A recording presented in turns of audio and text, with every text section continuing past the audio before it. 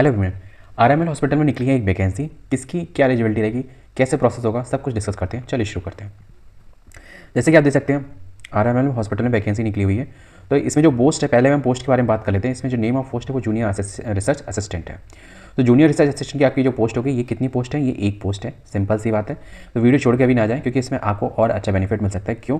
देखो, पहली बात, इसमें जो एसेंशियल क्वालिफिकेशन की अगर हम बात करें तो सारी मास्टर्स है, चाहे एमएससी इन एग्रीकल्चर हो, चाहे एमएससी हो, एम फार्मा हो, एमबीएससी हो, बीई या बीटेक। तो यहाँ पे ऐसे लिखा हुआ है, पर यहाँ पे ये लिखा हुआ है कि आप फर्स्ट क्लास आप ग्रेजुएशन में और पोस्ट ग्रेजुएशन में होना चाहिए। तो दैट्स टू बी इक्वल कि आपकी ओवरऑल पोस्ट ग्रेजुएशन इसमें चाहिए ही चाहिए। नेक्स्ट बात कर लेते हैं इसमें कि 25,000 रुपये आपको मंथली मिलेगी, इमोलिएंट कंसोलिडेंट या फिर कह सकते हो सैलरी मिलेगी। ठीक है, फिक्स्ड रहेगी आपका।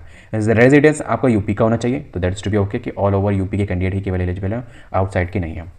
नेक्स्ट बात करते हैं, इसमें जो एज है वो 28 आपकी होनी चाहिए 1 अप्रैल 2025 को। ठीक है, तो और बात करते हैं रिलैक्सेशन एज पर द यूपीएससी। तो इसका कोई मतलब नहीं है, क्योंकि मेन चीज़ है एक पोस्ट में क्या ही किसी को क्या मिलेगा। ठीक है, तो ये सब की चीज़ें क्लियर हो गई। नेक्स्ट हम बात करते हैं इसमें आपका जॉब डिस्क्रिप्शन, मतलब आपको काम क्या करना है। देखो, यहाँ पे आपका है फील्ड विजिट, डाटा कलेक्शन, कहाँ से? फ्रॉम एससी, पीएससी, ठीक है, पीएचएससी, यूपीएचएससी, मतलब हेल्थ सेंटर से आपको पूरा डेटा कलेक्ट करना पड़ेगा। ये सब चीज़ें आपको काम करना पड़ेगा, ये दिया गया है।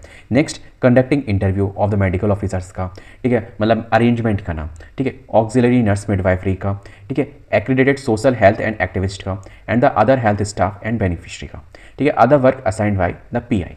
ठीक है, तो जो भी आपको काम दी जाएंगी इससे रिलेटेड वो आपको काम करना पड़ेगा। बाकी आपको थोड़ा डाटा देखना पड़ेगा, वो सब चीज़ें जो होती हैं। That's to be okay. देखो, बात कर लेते हैं अब। नेक्स्ट आपका जॉब डिस्क्रिप्शन हो गया। ठीक है, जो आपको पीआई बोलेगा वो आपको करना पड़ेगा। Who is the pi of you? ठीक है, मतलब पीआई का मतलब ये प्रिंसिपल इन्वेस्टिगेटर, जो कि आपके होंगे डॉक्टर अमित कौशिक। तो आपको इनके अंदर आपको करना पड़ेगा। पहले मैं आपको एक चीज़ बता दूँ, ये जो टेन्योर है, मतलब ये जो प्रोजेक्ट है, ये प्रोजेक्ट बेस्ड जॉब है और ऐसी पोस्ट निकलती रहती है।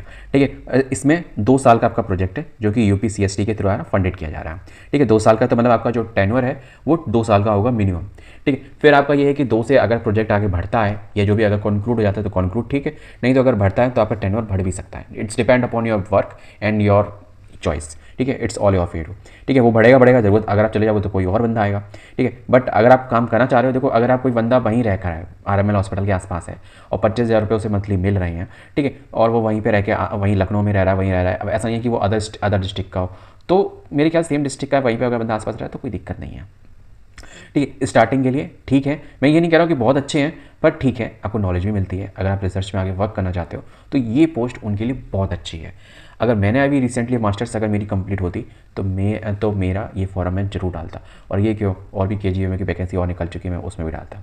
नेक्स्ट, वैसे है कि ऐसा नहीं है कि रिसर्च में मैं डाल नहीं सकता। मैंने पटना वाले में डाला था, ठीक है, बट वहाँ फर्स्ट राउंड इंटरव्यू हो गया तो सेकंड राउंड वाला नहीं क्लियर हो पाया था। उसका कोई बेसलेस रीज़न है, कुछ मैं उसके बारे में बोलना नहीं चाहता।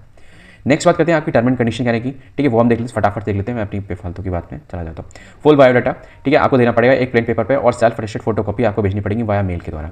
ठीक है, ये मेल आईडी दी गई है, इस पर आपको भेजना पड़ेगा, या आप चाहो तो बाई हैंड भी भेज सकते हो कम्युनिटी हेल्थ में। ठीक है, कहाँ पे? आरएमएल हॉस्पिटल में। ठीक है, आपको ये जो दिया गया detail, name, gender, date of birth, father's name, address और एज, ठीक है, जो भी आप 1 अप्रैल के according, mobile number, email ID और मोबाइल नंबर ध्यान रखना। मैंने इस तरीके के इंटरव्यू दिए हैं तो उसमें इन चीज़ों का मेन मैटर रहता है, ईमेल आईडी का और मोबाइल नंबर, क्योंकि मोबाइल नंबर के थ्रू वो कॉन्टैक्ट करते हैं और ईमेल आईडी के थ्रू आपको रिजल्ट या फिर अपडेट मिलती है। ठीक है, लिंक भी मिलेगा वीडियो कॉल्स का, अगर कॉन्फ्रेंस अगर होती है आपकी, ठीक है, तो वो भी आपको सब मेल आईडी पे मिलेगा। नेक्स्ट बात करते हैं आपकी ये सारी marksheet 10, 12 graduation and post graduation या फिर एक्सपीरियंस वगैरह, तो वो सब इसमें लगाना। दूसरी बात, आपको एक डेट ऑफ बर्थ वेरिफिकेशन या फिर आईडी वेरिफिकेशन, आपका आधार कार्ड या पैन कार्ड, उसकी फोटोकॉपी लगानी पड़ेगी। और इन सब की मार्कशीट की फोटोकॉपी लगेगी और आधार कार्ड, पैन कार्ड, उनकी फोटोकॉपी लगा के उनको सेल्फ अटेस्टेड करके, और सबसे पहले इस पेज को लगा के, इस वाले पेज को जिसमें ये सारी डिटेल दी गई है, ठीक है, इस पेज को लगा के फिर 1 बाई 1 10, 12 ग्रेजुएशन करके इस सीरीज में लगा के आपको वो मेल आईडी पे पीडीएफ बना के एक भेजनी पड़ेगी। ठीक है, कौन सी मेल आईडी ये दी गई है, ठीक है, डॉक्टर अमित कौशिक, ठीक है, नहीं अमित कौशिक नहीं है, DRAMI कौशिक @gmail.com। ठीक है, तो इस पर भेजने पड़ेगा आपको। एक दूसरी बात यह सुनो, फॉर्म भरने की जो लास्ट डेट है वो 20 तारीख है, मतलब 20 नवंबर, और रिजल्ट आपका जो एलिजिबल जो रिजल्ट है वो आपको 22 तारीख को आ जाएगा, जो भी फिल्टर आउट करके जो एलिजिबल, क्योंकि मैंने उन्होंने एलिजिबिलिटी तो चेक करनी है। ठीक है, फिर आपका जो डीवी होगा या फिर जो इंटरव्यू होगा वो आपका होगा 24 तारीख को सुबह 10 बजे। कहाँ पे? वो भी आप देख लेते हैं, department of the community medicine 4th floor. ठीक है, 4th फ्लोर ये कंप्लीट एड्रेस दिया गया है and 4th floor academic block RML hospital Lucknow. ठीक है, तो यहाँ पे आपका इंटरव्यू होगा, कब होगा? 24 तारीख को। तो ये चीज़ आपको क्लियर कट हो गई। नेक्स्ट चलते हैं टर्म एंड कंडीशन के बारे में। तो इसमें हम देख लेते हैं टर्म एंड कंडीशन आपकी क्या दी गई है। The above the post will be filled by the purely on temporary basis, completely temporary है आपकी। ठीक है, पांचवा पॉइंट ये है कि आप किसी भी तरीके का क्लेम नहीं कर सकते कि मुझे परमानेंट कर दो, कि मुझे कॉन्ट्रैक्ट बेसिस पे लगा दो, दैट्स टू बी एनीथिंग। ठीक है, कोई भी आप क्लेम नहीं कर सकते क्योंकि ये आपका पूरा कंप्लीट एक तरीके से कॉन्ट्रैक्ट बेस पे ही है। ठीक है, एक पर्टिकुलर टेन्योर के लिए प्रोजेक्ट कॉन्ट्रैक्ट बेस पे क्या होगा, लेकिन बट प्रोजेक्ट डिपेंडेंट। नेक्स्ट जो आपका 6 रूल कहता है कि यूपीएसटी को जो भी थ्रू आपको जो फंडेड मिलेगा उसके अकॉर्डिंग ये अप्रूवल है, तो जब तक चलेगा तब तक आपका चलेगा। नेक्स्ट 7 कोई भी टीएडीए नहीं मिलेगा। वैसे टीएडीए किसी न किसी पोस्ट पे इंटरव्यू के लिए मिलता है, पर इसमें कोई भी नहीं मिलेगा। 8वां पॉइंट अगर आप कोई भी फॉल्स इन्फॉर्मेशन आप सबमिट करते हो तो आप किसी भी स्टेजेस पे कैंसिलेशन आपका कैंडिडेट किया जा सकता है, मतलब आफ्टर द सिलेक्शन की बात है। The candidate advise to bring the CV with the original copy of the marksheets, ठीक है, and the certificate at the time of the interview. Interview के वक्त आपको अपना CV लाना है, उसके नीचे आपको सारे ओरिजिनल मार्कशीट्स 1 by 1 10 से लेकर ग्रेजुएशन पोस्ट ग्रेजुएशन तक, ठीक है, एक्सपीरियंस, फिर आपकी ओरिजिनल ID, ठीक है, और जब इंटरव्यू की जरूरत हो तो ये सारी चीज़ें ध्यान रखें।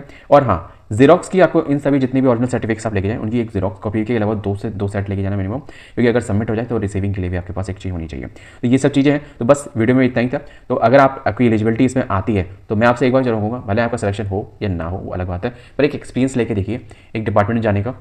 और सीरीज बात है, अगर आपने M.Pharma या MSc वगैरह कर रखा है और अपने रिसर्च में थोड़ा सा भी इंटरेस्ट है, ठीक है, तो आपको जरूर जाना चाहिए। मिलते हैं नेक्स्ट वीडियो में किसी और के साथ। जय हिंद।